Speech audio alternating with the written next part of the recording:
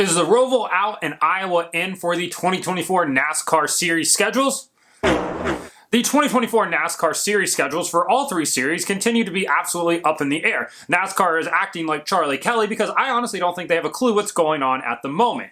A ton of rumors that you keep hearing, nothing apparently is set in stone, and everything that you have been hearing doesn't actually matter anymore. And now we have Dale Jr. out here openly discussing track rumors and scheduling rumors, which one of is something I think everybody has heard, but when Dale Jr. talks about it, it adds a little bit more validity to it, and that is, will the Roval be on the schedule next year for the Xfinity Series and the Cup Series, or will that date in the fall at Charlotte switch back over to the Oval? And according to Dale, it sounds like it's going back over to the Oval. NASCAR is getting out of the Roval business, both at Indianapolis and Charlotte, by the sounds of it. With how good the Gen 7 car has raced on the mile-and-a-half track at Charlotte for the Coke 600 the past 2 seasons, the general consensus is now we need to get rid of the Roval because this car races too well on road courses, those races aren't entertaining anymore, and put it back on the Oval because this car, which was designed for road courses, races better on intermediates, the most NASCAR switch around that you've ever seen. So now they want to switch that date out at the Roval and put it back on the Oval for 2024 for both series. Which honestly I think a lot of people are probably okay with. It is a bit ironic though that the Roval was introduced because of how poorly the Gen 6 car was racing on mile-and-a-halves at that moment. Everybody was tired of seeing the Charlotte Oval. It wasn't a good race. Everybody remembers Martin Truex Jr. leading 392 of 400 laps in the Coke 600. People are like, we don't want to see any more of that. We want to see more road courses. So Marcus Smith created this Frankenstein road course in the parking lot of the infield at Charlotte and gave everybody the Roval. Now, flash forward from 2018 to 2023, going into 2024, people are like, we're tired of seeing road courses because this car races so good on road courses that the show's really bad, but it races really well on intermediates. Let's go back to the intermediate. Everything that is old is new again or something like that. So now everybody wants to head back to the Oval for 2024, and it sounds like that's what's going to happen. The problem is NASCAR needs a road course in the final 10 races of the playoff to sort of encompass the diversity of the NASCAR schedule. So if you lose the Roval, you're going to have to add something else in. Watkins Glen has been rumored, but who actually knows at this point? But one thing that is maybe almost for certain, if Dale's talking about it openly, it feels like it's going to happen. And he did mention that Marcus is probably going to be annoyed at him for mentioning that he doesn't like the Roval and would rather go back to the Oval. But it all comes down to what the series wants, what's the TV partner want, and what's going to sell the most tickets. And honestly, the Roval right now for the Cup Series isn't very good. The Roval for the Xfinity Series is still absolutely fantastic. So it does seem like we're going back to the Charlotte Oval in 2024. And that brings us to the topic of Iowa Speedway. If you build it, he will come. And that's what Rusty Wallace thought when they opened up this track in 2006. If we build it, the Cup Series will come.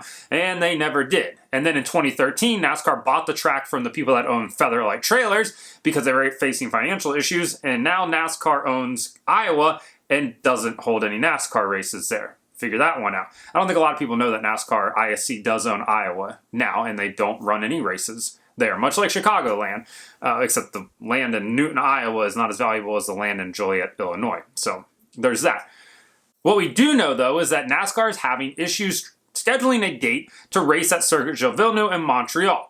Obviously, that date right now is meant to take place of the Fontana date. NASCAR's not racing at Fontana next year. That leaves one open date on the calendar. Obviously, they're not racing at Montreal at the end of February, where Fontana was out on the schedule this year. They're not going to race at Iowa at the end of February either. Neither of those places are really where you want to be at the end of February. But at some point, they would like to move that Fontana date later into the year and have, either Montreal, that's their first choice, that's where they would like to race at, or they're going to end up in potentially Iowa, according to Door Bumper Clear, where the NASCAR Xfinity Series and Cup Series could end up next season. And honestly, I think everybody would be open to that, right? We've never seen the Cup Series race at Iowa before. It's a weird track. It's a 7/8 mile oval. Progressive banking from top to bottom starts at 12, 13, 14. And it's a really weathered surface, so it's going to eat up tires pretty quickly. It's worth seeing what the Gen 7 car can do there. We know that the short track package for that car is not very good at all.